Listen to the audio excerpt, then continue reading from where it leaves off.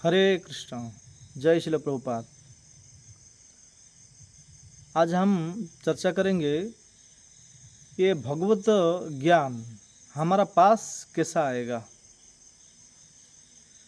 कुछ लोग मुझे कहते हैं कि प्रभु जी मैं बहुत सुनता हूँ, भगवत गीता भी पढ़ता हूँ, परंतु मैं भूल जाता हूँ, मेरा ध्यान में नहीं रहता है। कुछ दिन के बाद वो सोचता हूँ तो मन में नहीं आता है, भूल जाता हूँ। ऐसा कैसा होता है? तो भगवद गीता में स्वयं भगवान 10वां अध्याय 10 नंबर श्लोक में बताया। एक श्लोक है, बहुत सुंदर श्लोक है, प्रसिद्ध श्लोक है।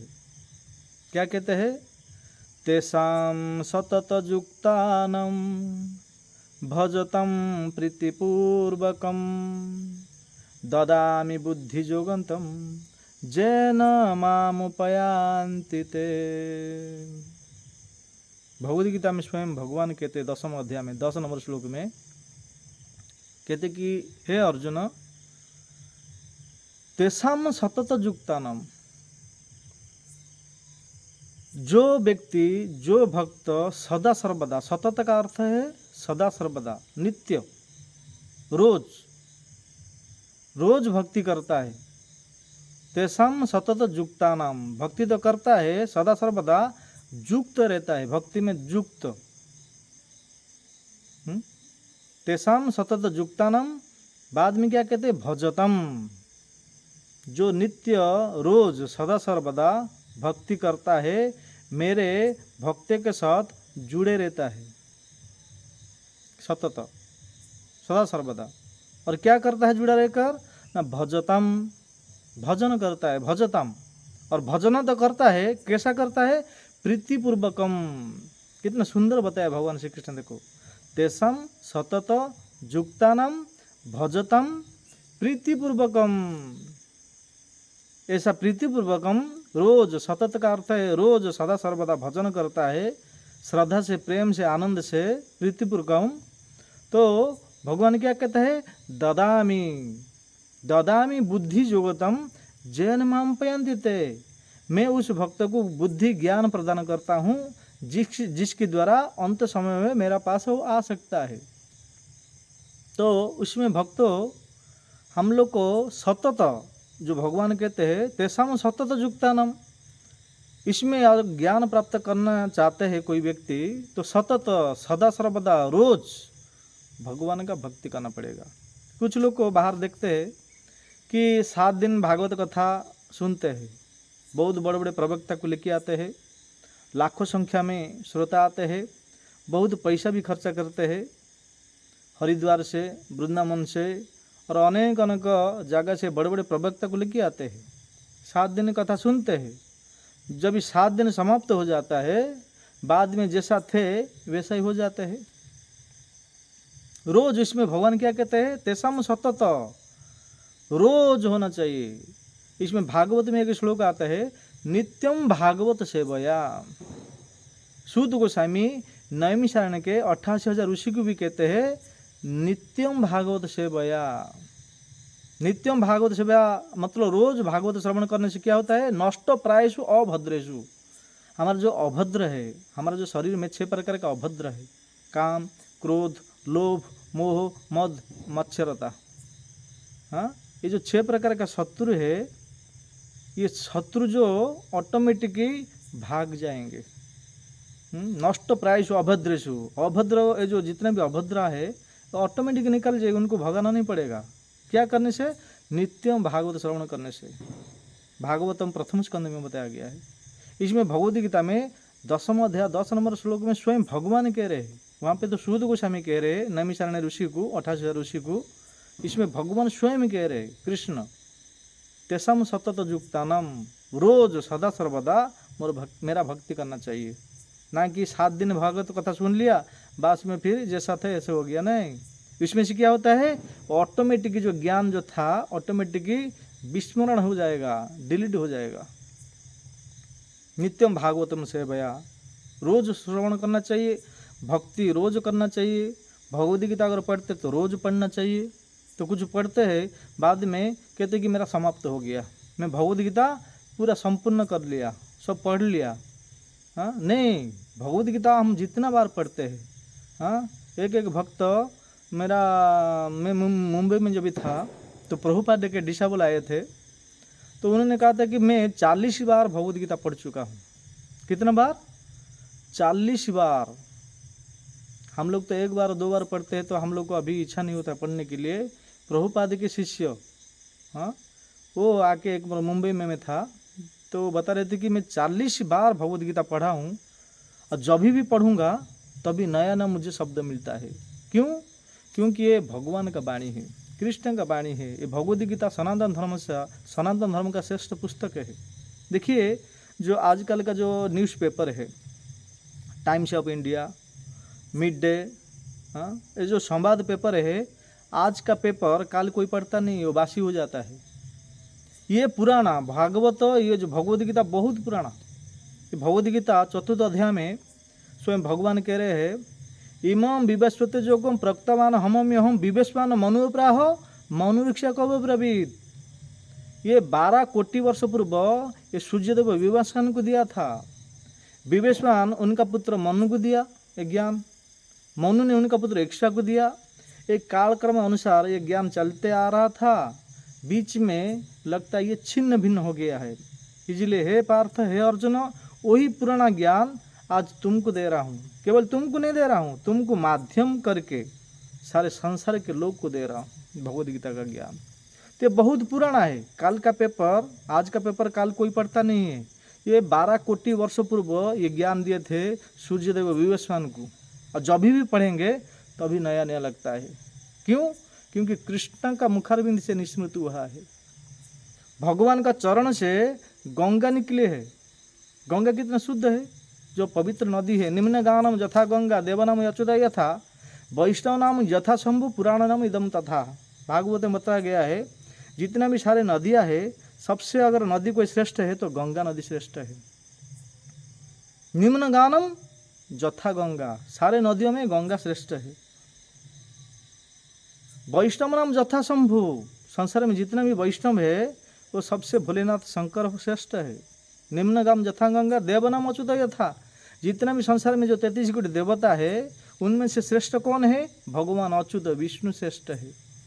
और संसार में जितना भी पुराण है, शास्त्र है, हाँ, पुराण नाम इदम तथा, सारे पुराणों में श्रेष्ठ है महापुराण। महापुराण श्रेष्ठ है। इसी तरह इस संसार का जो सनातन धर्म का श्रेष्ठ पुस्तक जो है भगवद गीता है।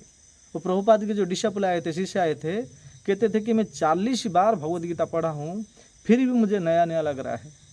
जब भी पढ़ता हूँ मुझे नया शब्द मिलता है। कहने का तात्पर्य है, हमको बुद्धि विवेक आएगा कभी? रोज नित्यम भागवत सेवया, रोज अगर सतत रोज भगवद गीता पढ़ेंगे, भगवान का भक्ति करेंगे, भजन करेंगे, प्रीतिपूर्वक करना पड़ेगा। भगवत क्या कहते हैं इस भगवान? तेसम सतत युक्तानम भजतम प्रीतिपूर्वकम। प्रीतिपूर्वक का अर्थ क्या है? श्रद्धा से, उत्साह से, आनंद से, प्रेम से अगर हम भगवद गीता पढ़ेंगे तो भक्ति करेंगे तो भगवान क्या कहते हैं? ददामी ददामी बुद्धि जोगतम जैन माम पयंती ते, मैं उसको बुद्धि ज्ञान प्रदान करता हूँ। तो कुछ लोग कहते हैं हम भगवद गीता पढ़ते हैं, भक्ति करते हैं, भजन करते हैं, परंतु हमारे पास ज्ञान नहीं आता है। तो ज्ञान कब आएगा? हम नित्य सदा सर्वदा रोजाना हम भक्ति करेंगे, भगवद गीता पढ़ेंगे, जो कुछ सुने हैं, जो कुछ पढ़े हैं, उनको मनन करना पड़ेगा, स्मरण करना पड़ेगा। जो नवविधा भक्ति है, श्रवणम कीर्तनम विष्णु शरणम पाद सेवनम अर्चनम वंदनम दास्यम साक्ष्यम आत्मनिवेदनम। प्रहलाद महाराज क्या कर रहे थे? स्मरण कर रहे थे। क्यों स्मरण किए? जहाँ जो कि उनका गुरुदेव नारद मुनि थे, उनका मुखारविंद से भगवान का हरि का कथा श्रवण किए थे। जो श्रवण किए थे वो मनन किए थे, बार बार स्मरण किए थे। प्रहलाद महाराज कौन सा भक्ति में श्रेष्ठ है? स्मरण करते थे। जहाँ पे भी देखते थे भगवान नारायण को देखते थे। और अंत समय में खंबा का अंदर, हाँ, बहुत बड़ा एक खंबा था, वो खंबा का अंदर भी भगवान नारायण को दर्शन करते थे। हिरण्यकशिपु नहीं दिखता था। हाँ, यद्यपि भगवान सर्वत्र है, एको पेशी रचयतम जगदंड कोटि यशक्ति रस्त जगदंड चया यदंत अंडांतरस्त परमाणु चयतरस्तम गोविंदमादि पुरुषम तमहम भजामि।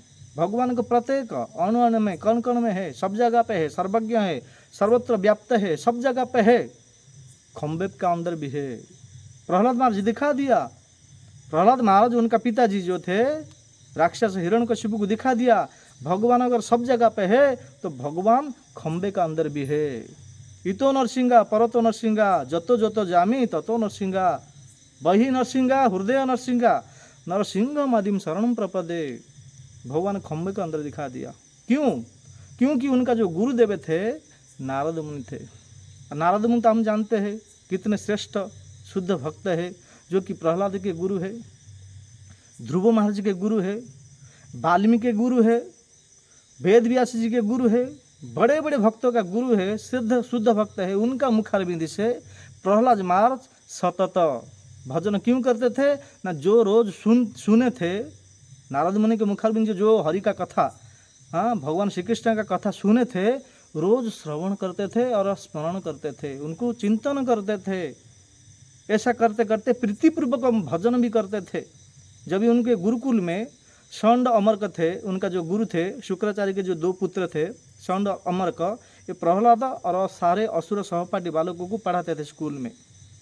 तो वो स्कूल का तो पढ़ते थे, गुरुदेव जो कुछ कहते थे उनका जब भी पूछते थे, प्रश्न पूछते थे, सब कुछ आंसर दे देते थे, परंतु असली ज्ञान स्मरण करते थे जब भी नारद मुनि का मुखारबिंद से श्रवण किए थे। कभी सुने थे? कयादु माता का जब भी गर्भ में थे। कयादु माता नारी होने के कारण नारी लोग का अल्प बुद्धि रहते हैं। प्रभुपाद कहते हैं जो नारी लोग का है 33% बुद्धि रहते हैं, पुरुष का डबल 64% बुद्धि। हाँ, जो स्त्री लोग है उनका पास 33% बुद्धि रहता है और जो पुरुष लोग रहते हैं 64% बुद्धि रहता है। इसलिए स्त्री लोग को अल्प बुद्धि भी कहते हैं।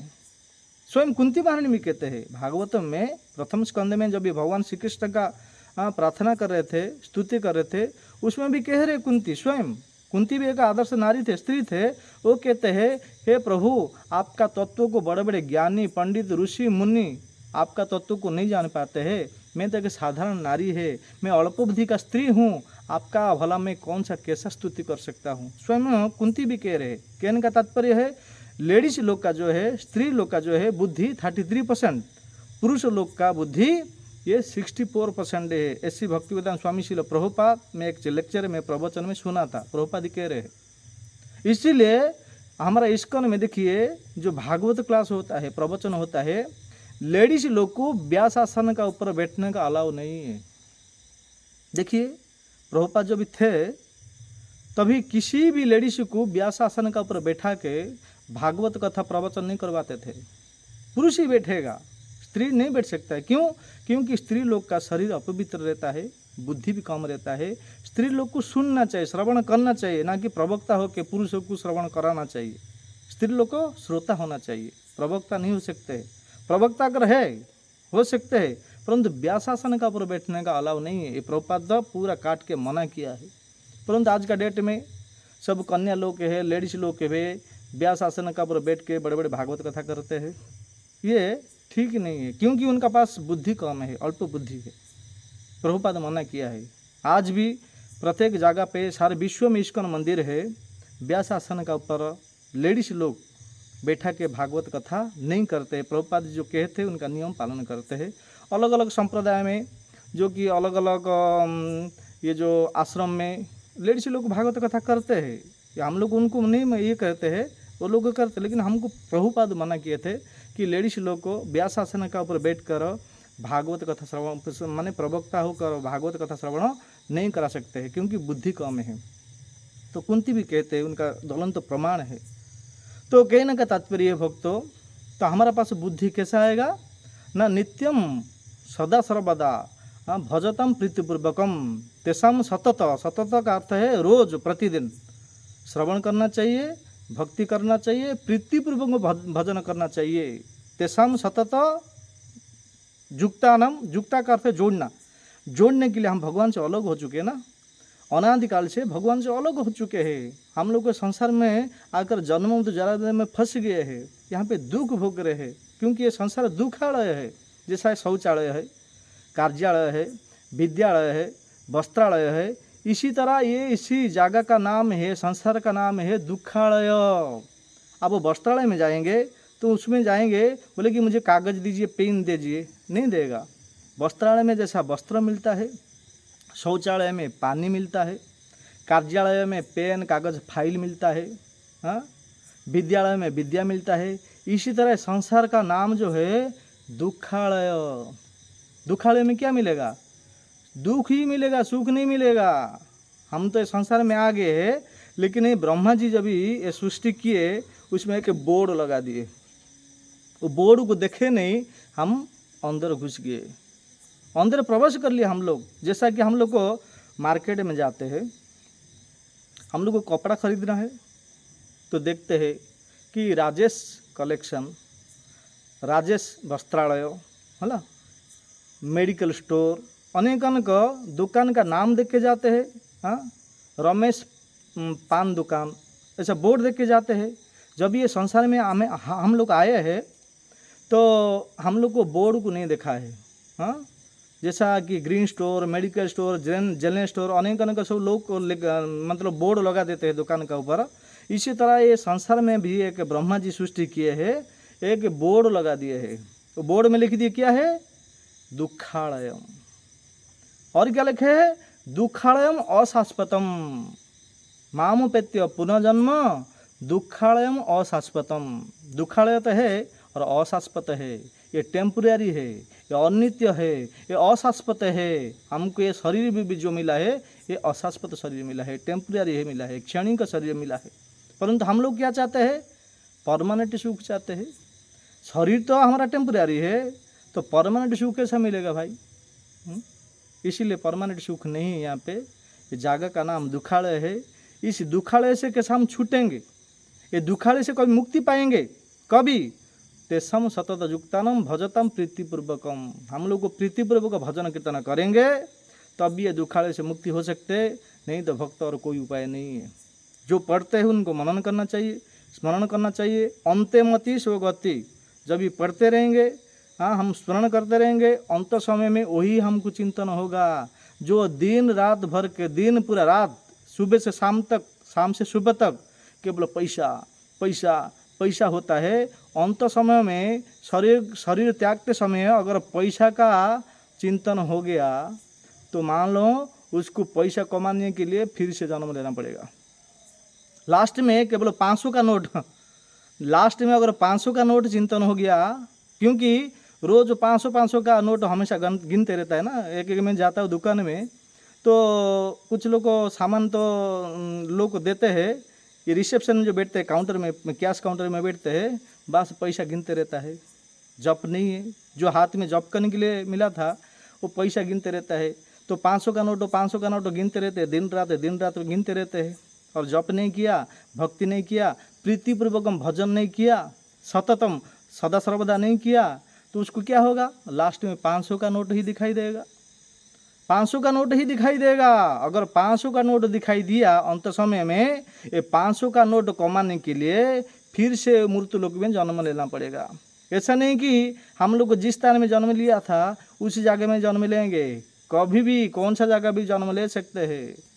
फिर जन्म लो, फिर 500 का नोट गिनते रहो, 500 का नोट गिनते रहो। ये 500 का नोट गिनने के लिए आए थे क्या? जितना शरीर को परिपोषण के लिए, हमारा शरीर का परिपोषण के लिए, कुटुंब भरण पोषण के लिए जितना धन आवश्यकता था उतना कमाना चाहिए था, और भगवान का शरणागत होकर भगवान का भजन कीर्तन करना चाहिए, प्रीतिपूर्वक भजन करना चाहिए था, परंतु नहीं किया है तो उसको फिर से जन्म लेना पड़ेगा। 500 का नोट कमाएगा और इसी तरह जन्म मृत्यु जरा व्याधि में फंसते रहेगा, 84 लाख योनि में चला जाएगा। हम लोग 84 लाख योनि से भटकते भटकते यहाँ पे आया, ये मनुष्य जीवन मिला है। भक्तों, एक ऐसा शरीर है, मनुष्य हमको ऐसा शरीर दिया गया है, ये मनुष्य शरीर के साथ ही हम भगवान का भजन कीर्तन कर सकते हैं। अगर कुत्ता बिल्ली बन गए, 84 लाख योनि में चले गए तो ये संभव नहीं, असंभव है। 84 लाख योनि है, 9 लाख जलचर है, पानी का अंदर जो रहते हैं, 9 लाख प्रकार का जीव है, 9 लाख जलचर, 20 लाख वनस्पति, वनस्पति का अर्थ है वृक्ष, पेड़, 20 लाख प्रकार का, 30 लाख प्रकार का पशु है, जो कुत्ता, बिल्ली, गाय, गधा, ये सब है 30 लाख प्रकार का। हाँ, 9 लाख जलचर, 20 लाख वनस्पति, 30 लाख पशु, 11 लाख कुर्मी कीट है। जो छोटे मोटे कीड़ा मकोड़ा है 11 लाख प्रकार का है। और 10 लाख प्रकार का पंछी है, जैसा कबूतर है, हंस है और मयूर है। ऐसा 10 लाख प्रकार का पंछी है और 4 लाख प्रकार का मनुष्य है, मानव है। उसको टोटल करेंगे 84 लाख योनि होता है। तो 4 लाख मनुष्य का हुआ और 80 लाख इतर योनि, मतलब पशु योनि, पक्षी योनि, किरमिकोटो, मच्छी, मटन, एगुड़ा सब, ये सब है। ते 80 लाख योनि का बाद हमको मनुष्य जीवन मिला है, मानव जीवन। ये मानव जीवन मिला था केवल माधव का भक्ति करने के लिए, प्रीतिपूर्वकम भजन करने के लिए मिला था माधव का। ये मनुष्य माधव का भजन न करके मर जाता है, परंतु माधव का एक बार भी नाम नहीं लिया है। माधव का नाम क्या है? एक है माधव का, दूसरा नाम है कृष्ण है, जो सर्व आकर्षक है, ऑल अट्रैक्टिव। कृष्ण का नाम अगर जप नहीं करता है, प्रीतिपूर्वक भजन नहीं करता है, तो व्यक्ति पुनरुपि जननम, पुनरुपि मरणम, पुनरुपि जननी जठरे शयनम, फिर माँ का गर्भ में जन्म लेगा, 84 लाख योनि में भ्रमण करते रहेगा, 500 का नोट कीनने के लिए फिर जन्म लेगा और इसी तरह 84 लाख में घूम भटकते रहेगा। परंतु कितना सुवर्ण सुजोग है। ये सुवर्ण का अर्थ है सोना, जो का अर्थ है जोड़ना है। सोने का जैसे, चांदी का जैसे, हीरे का जैसे हमको सुजोग मिला है। केवल भगवान का भक्ति करके जोड़ सकते हैं, भगवान के परम धाम जा सकते हैं। वो असली हमारा घर है, वो असली माता पिता है, लक्ष्मी नारायण है। ये हमारा घर नहीं है भक्तों। हाँ, ये असली माता पिता नहीं है। ये जो माता पिता दिख रहे हैं हमारा देह का है, शरीर का माता पिता है। ये कब तक माता पिता है? जब तक हमारा देह है, जब तक हमारा शरीर है, तब तक ये माता पिता है। परंतु आत्मा का माता पिता कौन है? ये तो लोग जो हम लोग को जन्म दिया है वो माता पिता है। ये शरीर का माता पिता है। ये शरीर कब तक? 60-70 साल तक, बाद में शरीर चला गया, कोई किसी का नहीं। लेकिन शाश्वत संबंध, नित्य संबंध, पुरातन संबंध, शाश्वत संबंध जो लक्ष्मी और नारायण थे, जो भगवान श्री कृष्ण थे, अनादिकाल से हम लोग उनको भूल चुके हैं।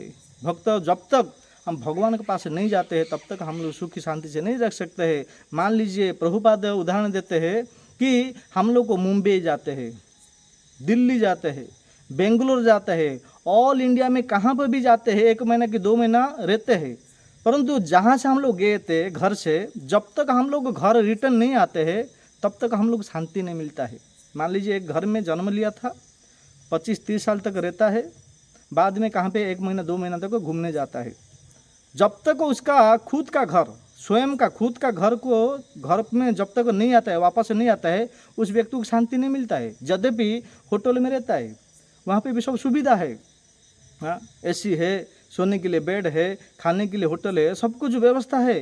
परंतु जब तक खुद का घर को नहीं आता है तब तक उसको शांति नहीं मिलता है। इसी तरह हम लोग का जगह ये नहीं है, हम लोग का घर ये नहीं है भक्तों। हमारा असील घर है वैकुंठ। भगवान से हम लोग विमुख हो चुके हैं, भगवान से विद्रोह करके हम लोग यहाँ पे आए हैं। यहाँ पे सुख भोगने के लिए, इंद्र तृप्ति करने के लिए हम लोग के संसार में आए हैं, परंतु संसार में सुख नहीं है। अगर सुख होता तो भगवान क्यों कहते ये दुखालयम मामोपत्य पुनर्जन्म दुखालयम अशाश्वतम। देखो 3 चीज़ें कहते हैं। हाँ, पुनर्जन्म, जो जन्म लिया है मरेगा, मरने के बाद फिर जन्म लेगा। और क्या कहते हैं? दुखालय, इस संसार में दुख ही मिलेगा, सुख नहीं मिलेगा। और क्या कहते हैं? अशाश्वत। हाँ, अशाश्वत माने टेम्पोररी, क्षणिक का समय आते हैं। हाँ, इसीलिए भक्त ये जो शरीर हमको मिला है, सुवर्ण सुजोग है, ये मनुष्य शरीर के साथ ही भगवान का प्रीतिपूर्वक भजन कीर्तन कर सकते हैं। सततम माने रोजाना, हाँ, रोजाना भक्ति कर सकते हैं। और रोजाना संसार के कुछ लोग करते हैं, कुछ लोग नहीं करते हैं, लेकिन हम लोग को कितना सौभाग्य है, हमारा कितना अहोभाग्य है। प्रभुपाद जी के प्रभुपाद जी के असीम कृपा से, प्रभुपाद जी के विशेष कृपा से हम लोग को नित्यम भागवत श्रवण करते हैं। रोज रोज अलग अलग प्रवक्ता आते हैं, हमको अलग अलग टॉपिक, अलग अलग विषय, अलग अलग भक्त का बारे में, भगवान का बारे में, अलग अलग लीला जो भगवान जो द्वारिका में, मथुरा में, वृंदावन में अनेक जगह में जो विभिन्न प्रकार के भक्तों के साथ लीला किए हैं, सब कथा हमको सुनने मिलता है। रोज मिलता है। ये किसकी कृपा है? ऐसी भक्ति वेदांत स्वामी श्रील प्रभुपाद की कृपा है। बोलिए ऐसी भक्ति वेदांत स्वामी श्रील प्रभुपाद। अगर प्रभुपाद ना होते हम लोग भी बाहर लोग की तरह घूमते होते, सुख के लिए दौड़ते होते। हाँ, मृग मरीच के जैसा मृग है, हरिण है। हाँ, तो हरिण पशु होने के कारण 1 किलोमीटर का बाद उनको पानी दिखाई देता है, परंतु पानी नहीं रहता है। इतना धूप रहता है। हाँ, इतना धूप होता है, उस धूप से झलक दिखता है, पानी की जैसा दिखता है।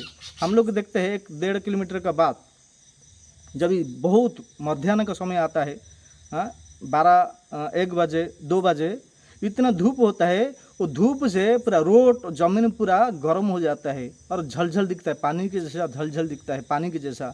तो हरिण क्या करता है? घास खाता है और जब ये आगे देखता है उनको पानी जैसा दिखाई देता है, परंतु क्या पानी हो? पानी नहीं है। तभी जाता है 1 किलोमीटर का बाद जाता है। 1 किलोमीटर जाने के बाद फिर और 1 किलोमीटर का बाद दिखता है कि पानी नहीं मिलता है। वो पानी के लिए तड़प तड़प कर मर जाता है, पानी नहीं मिलता है। इसी तरह हम लोग आज भी सुख मिल जाएगा, काल सुख मिल जाएगा, परसों सुख मिल जाएगा। ऐसा करते करते 20, 25, 30 साल 50 साल हो गया, सुख नहीं मिला है, सुख नहीं मिला है। और भी सोचता है 50 साल का बाद भी सोचता है कि हाँ ठीक है 50 साल हो गया, अभी सुख नहीं मिला है, अभी मिल जाएगा। ऐसा सोचता रहता है, परंतु सुख तो है ही नहीं, कहाँ मिलेगा। जैसा गन्ना, प्रभुपाद उदाहरण देते हैं, गन्ना वाले जो जूस पीते हैं उसको मशीन में डालकर 1 बूंद भी नहीं रहता है, पूरा निचोड़ लेता है गन्ना। हाँ, जो जूस हम लोग पीते हैं ना बाहर मार्केट में जो गाड़ी लगता है, तो गन्ना को ऐसा पीसता है पीसने वाला, सारे रस निकाल देता है, पूरा रस निकाल देता है। और वो कोई व्यक्ति उस गन्ना का जो पिसा हुआ जो छिलका है उसको जाके चूसेगा, क्या उसको रस मिलेगा? क्या नहीं है, क्योंकि ऑलरेडी उसका रस निकल चुका है, निकल दिया है, निकल के बेच दिया है। इसी तरह संसार में हम लोग को सोचते हैं आज नहीं तो कल मिल जाएगा, हाँ आज नहीं तो परसों, कल नहीं तो परसों सुखी हो जाएंगे। परंतु भक्तों, कभी भी ये जो बात सोचते रहते हैं ये छोड़ दीजिए, छोड़ दीजिए, इस बात को काट दीजिए, खंडन कीजिए, क्योंकि सुख है ही नहीं है। भगवद गीता पढ़िए। मैं जो अभी बताया, जो शब्द को बताया, मामुपेत्य पुनर्जन्म दुखालयम आशास्पद, कौन बताया? मैं बताया क्या? मन से बताया ये नहीं, स्वयं भगवान कृष्ण वासुदेव श्री कृष्ण, हाँ, मैदान में, कुरुक्षेत्र के मैदान में रथ के ऊपर बैठकर अर्जुन को बताया। अर्जुन को केवल नहीं बताया, कुछ लोग कहते हैं अर्जुन को तो बताया है, हमको थोड़ी बताया है। नहीं, अर्जुन को माध्यम करके सारे संसार के लोग को बताया, उसमें हम भी आए। अर्जुन जैसा समझ गए, हम लोग अगर समझ जाएंगे तो हमारा बेड़ा पार हो जाएगा भक्तों, हमारा जीवन सार्थक हो जाएगा। परंतु हम लोग को अर्जुन जैसा सुने हैं लेकिन प्रैक्टिकल आचरण नहीं करते हैं। प्रैक्टिकल आचरण करेंगे तो हमारा भी जीवन सार्थक हो जाएगा, इसमें कुछ भी संशय नहीं है। क्यों? क्योंकि भगवान का वाणी है। ये जो श्लोक भी बताया, कौन बताया? कृष्ण ने बताया। तेषाम सतत युक्तानाम भजताम प्रीतिपूर्वकम ददामी बुद्धि जोगतम जैन मम पयंती ते। मैं हे अर्जुन तुमको कहता हूँ, सत्य कहता हूँ, अंत समय में मेरा पास आओगी। कैसा आओगी? नित्य प्रतिदिन भजन करोगे, सततम भजतम, भजन करोगे, प्रीतिपूर्वकम, श्रद्धा आनंद से, उत्साह से। ऐसा सोचना चाहिए कि जब भी भजन में बैठते हो 1 घंटा या 2 घंटा हो, तब सोचना चाहिए कि हे प्रभु, ये संसार में मेरा कोई नहीं है। प्रभु, ये संसार में अगर कोई है तो आप ही मेरा है और मैं ही आपका है। ये संसार में मेरा कोई नहीं है। ये मनोभाव से कोई व्यक्ति प्रीतिपूर्वकम भजन करता है तो उस व्यक्ति की ददामी बुद्धि जोगतम, ऐसे व्यक्ति की भगवान आशीर्वाद देते। भगवान का हाथ ऐसा रहता ना, भगवान का हाथ से आशीर्वाद निकलेगा। जो काम, क्रोध, लोभ, मोह, मद, मात्सर्यता को छोड़कर एकांतिक भाग में भजन मार्ग में रहता है, भगवान का केवल भक्ति करता है। केश्चिदि कैवल्य भक्तिया वासुदेव परायणम अघम धुन्वंती काश्रेण निहारम विभास्कर। ऐसे व्यक्ति को जो भजन करता है प्रीतिपूर्वक, श्रद्धा से, आनंद से, उत्साह से, तो भगवान बुद्धि देते हैं, जिसके द्वारा भगवान के पास जा सकता है। भक्तों, कहने का ये श्लोक का ऊपर बहुत है, परंतु हमारे पास समय नहीं है, समय सीमित है। इतना बोल के मेरे वाणी को देता हूँ। वाणी को विराम देने से पहले हमारा कर्तव्य होता है, हमको मनुष्य जीवन मिला है, वो भी भारत में। चैतन्य महाप्रभु कहते हैं, भारत भूमिते मनुष्य जन्म होइल जार, जन्म सार्थक करी करो परोपकार। भारत में जन्म लिए हैं हम लोग, तो ये हमारा अहोभाग्य सौभाग्य है। भारत में कितने ऋषि, कितने संत, कितने साधु, कितने भक्त है संसार में, धरती में जन्म लिया है। अभी भी उनका चरण रज है, उनका चरण रज मस्तक में धारण करना चाहिए। वो जो वाणी उन्होंने जो लिख के गए हैं, जो सूखा पत्ता गुम्फा में रहते थे, अलग अलग शास्त्र हम लिखे यहाँ, किसके लिए? कुत्ता बिल्ली पढ़ेगा क्या वो? ये भगवद गीता कुत्ता बिल्ली पढ़ेगा? ये भागवतम कुत्ता बिल्ली सुनेगा? हमारे लिए बहुत कष्ट किए हैं, बहुत कष्ट सहन किए हैं। जंगल में रहते थे, गुम्फा में रहते थे, कंधमूल सूखा पत्ता खा के इतना सुंदर सुंदर ग्रंथ लिखे। किस लिए? हम लोग का उद्धार के लिए, हमारा जीवन सार्थक करने के लिए, ये जन्म मृत्यु जराबादी से मुक्ति पाने के लिए, ये 84 लाख योनि से मुक्ति पाने के लिए इतना सारे प्रयास किया है। हम लोग को उनका ऋणी है, ऋण चुके हैं, हम लोग ऋणी हो गए हैं। सभी का ऋणी है, माता पिता का ऋणी है, माता पिता हमके शरीर दिया है उनका ऋणी है। देवता लोग हमको सूर्यदेव शुभ प्रकाश देते हैं, चंद्रदेव शीतलता प्रदान करते हैं, तो सूर्यदेव चंद्रदेव का ऋणी है। वायुदेव जिनके द्वारा हमारा सांस लेते हैं, निश्वास प्रश्वास चलता है, जो पवन के द्वारा हमारा शरीर चलता है, तो पवन देव का ऋणी है। देवी देवता का ऋणी है, माता पिता का ऋणी है, मतलब सभी का हम लोग ऋणी हैं। ये सभी प्रकार का ऋणी से हम लोग कैसा मुक्ति होंगे? एक ही मात्र उपाय है, केवल भगवान श्री कृष्ण का भक्ति। इसीलिए लास्ट में भगवद गीता के अंत में 18 अध्याय में कहते हैं, सर्वधर्मान परित्यज मामे एकम शरण व्रज अहम त्वं सर्व पापेभ्यो मोक्षयिष्यामि मा शुच। सब प्रकार का धर्म छोड़ो, केवल मेरा शरण में आ जाओ। तो भगवान इसमें प्रश्न उठता है, भगवान का शरण हो जाएगा तो क्या मिलेगा? तो भगवान कहते हैं, अहम मैं, त्वम तुमको, अहम त्वम सर्व पापेभ्यो सभी प्रकार का पाप से मैं तुम्हारा मुक्ति कर दूंगा। लास्ट में क्या कहते हैं? डरो मत। इतना सुंदर बात कहते हैं भगवान श्री कृष्ण। भगवान का अगर बात नहीं मानेंगे तो हम लोग क्या 84 लाख योनि में नहीं जाएंगे, नरक नहीं जाएंगे? जो व्यक्ति नरक का जाने से बचना चाहता है, ये 84 लाख योनि में फिर जाना नहीं चाहता है, तो भगवान श्री कृष्ण का बात मानना ही पड़ेगा। जो व्यक्ति भगवान श्री कृष्ण का बात मानता है वही व्यक्ति सबसे श्रेष्ठ है, उसको कहते हैं भक्त है। उनका शरणगत होना चाहिए, उनका मुखारविंद से भगवान का हरि कथा श्रवण करना चाहिए और भगवान का नाम जप करना चाहिए। हरे कृष्ण कृष्ण कृष्ण हरे हरे, हरे राम राम राम हरे हरे। और भक्त कुछ उपाय नहीं है, केवल भगवान का नाम, भगवान का भक्ति कीजिए, फिर हम लोग को ऊपर मिलेंगे। आप लोग ऊपर जाएंगे तो मिलेंगे ना, क्योंकि हम लोग ऊपर थे। हम लोग इंद्रिय तृप्ति करना चाहे, भगवान हमको यहाँ पे फेंक दिए है, इंद्रिय तृप्ति करो तो सुख नहीं मिलता है। तो भक्त लोग को जानते हैं, भक्त जानते हैं कि ये संसार में सुख नहीं है, इसीलिए तो सब कुछ छोड़ के भगवान का शरणगत हो जाते हैं।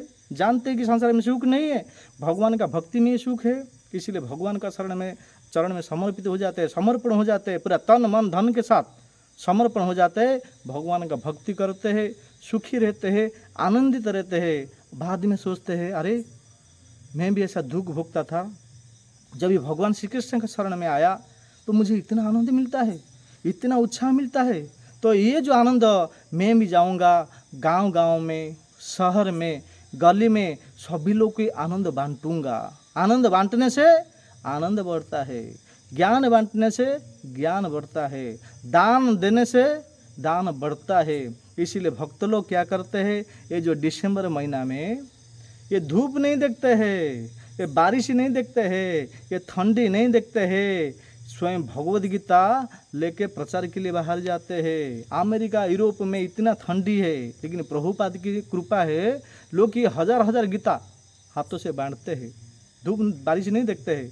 हाँ, इसीलिए भगवान भी कहते हैं, मेरा अति प्रिय भक्त वही है जो मेरा संदेश, मेरा भगवद वाणी दूसरे को प्रचार करता है, वो सबसे बड़ा मेरा प्रिय सेवक है। इसलिए भक्तों, ये गीता जयंती चल रहा है, ये मैराथन चल रहा है, हमारा सौभाग्य, हाँ, जो कि हम लोग भी बाहर जाएंगे, ये गीता दें, गीता और दूसरे लोग को पास जाएंगे, गीता का बारे में बताएंगे, बुक डिस्ट्रीब्यूट करेंगे और भगवान का कृपा प्राप्त करेंगे।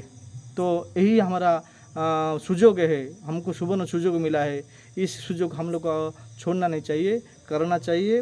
और प्रत्येक व्यक्ति बाहर जाना चाहिए, भगवद गीता बारे में समझाना चाहिए, भगवद गीता डिस्ट्रीब्यूट करना चाहिए, तभी हमको भगवान श्री कृष्ण का विशेष आशीर्वाद होगा और कोई उपाय नहीं है। धन्यवाद। हरे कृष्ण।